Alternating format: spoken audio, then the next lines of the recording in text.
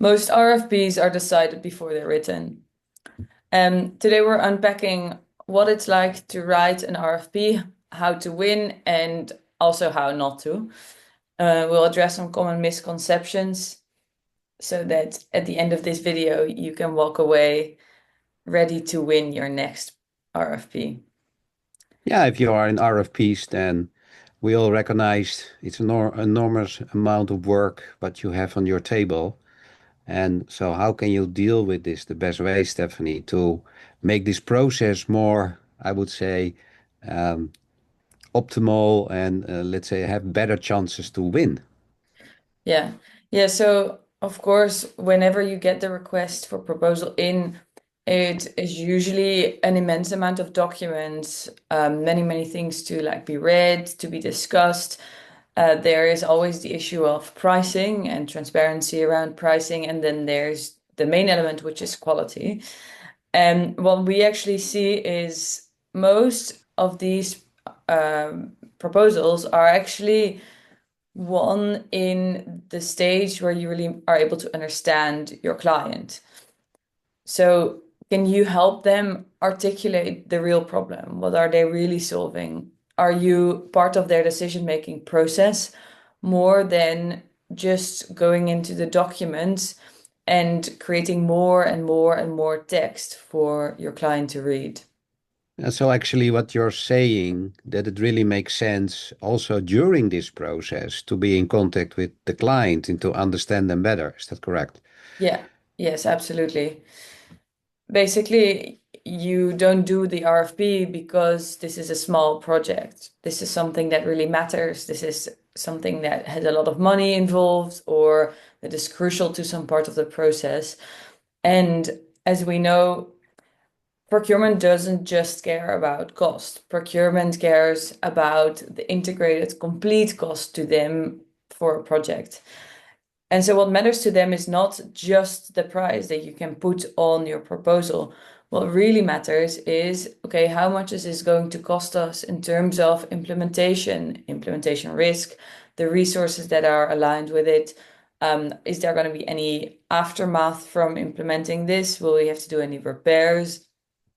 And when So you also, oh, sorry. Sorry for interrupting.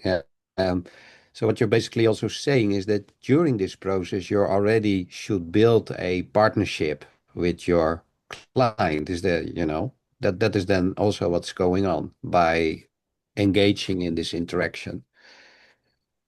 Yeah, absolutely. Yeah, this is an essential part of being able to win your proposal. Um, there are a couple of things that make a big difference. And so there's first of all the engagement, which is where the client also tells you all the answers to the things that really matter. Um, and why am I saying that? In your proposal, there is the things that are asked for, the things on paper. Some of them will be more important than others. And in these discussions with your client, it's possible to engage with them and to really figure out what's going to move the needle on this project. And how important is also speed in this whole process? Good question. Speed is one of the essential things, but not for the reason that people usually think.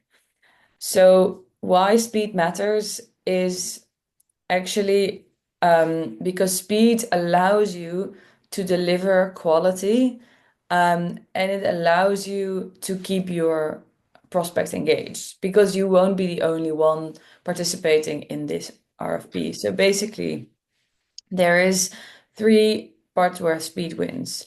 First of all, at the off the bat, so speed to engage, then there's speed to clarify, and then there's speed to submit.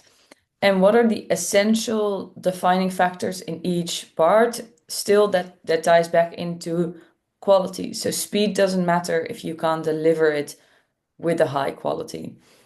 So speed to engage, basically, what's the first draft you can get out of their real problem? So that ties back to what we said before. It's really important to engage with your client and understand what is going to move the needle. Are you able to address the real problem? And some parts of this could be, okay, is this like a cost-based exercise? So is cost really important? It could also be showing what kind of maintenance will need to be done on this project afterwards, or how can we service your assets better or help you with predictive maintenance. Then the second part is speed to clarify. And so that's basically every time your buyer will have a question, and every time they have an insight that they're missing, how fast can you get back to them? So that ties into how good is your database? What do we know? How easy is it to like retrieve our internal data, to know this is our availability, to know this is what changes when you have a different service agreement.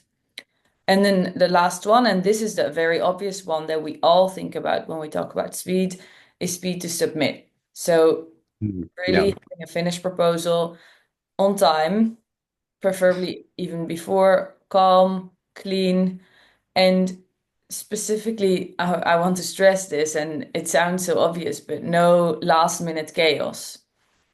Yeah, yeah. Oh, yeah. That's of course, many people recognize that to get the deadlines and to have everything in time submitted, right?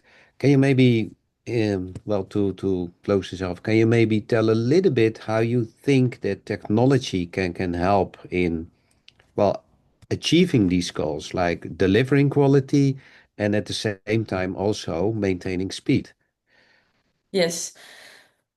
What we see is you generally don't participate in these RFPs when you're a very, very small company, meaning you will definitely have different teams, and generally that means there will be some form of siloedness.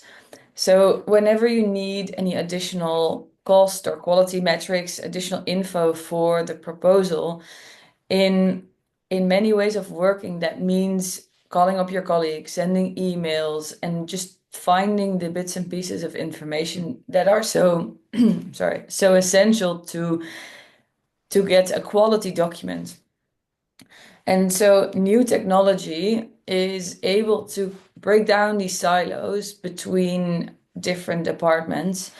And this is a step-by-step thing, but if we look at it very conceptually, that would mean instead of always having to email your colleagues about everything, a lot of this information can actually be made centrally available. And that just gives you this huge advantage of always having the last, most up-to-date pieces that you want to win this project all at your fingertips. And so immediately, instead of having to wait for a week for people to reply and to go ask around. Well, that sounds very attractive. Yeah, so for let's say we just started a video series about this in a podcast. So this is, I think, a topic for the next one, and we are really looking forward to learn more about how that actually works because I think that can really help a lot of companies by doing better and faster and have more, let's say, how you say, confidence also in the RFP process. Yeah. And what I'd like to add to that is this is going to be a learning podcast. And so we would also like to invite you, if you are an industry leader, if you know a lot about this topic, to come have a conversation with us and share your wisdom with the audience. Yeah, we really love to hear what everybody's thinking about this and what their experience is, because also for different, let's say, parts of the industry, there might be other things that are important, right? So yeah, it would be wonderful to have feedback from everybody and then to open this discussion together. Amazing. Well, we'll see you in the next video. See you then. Thank you.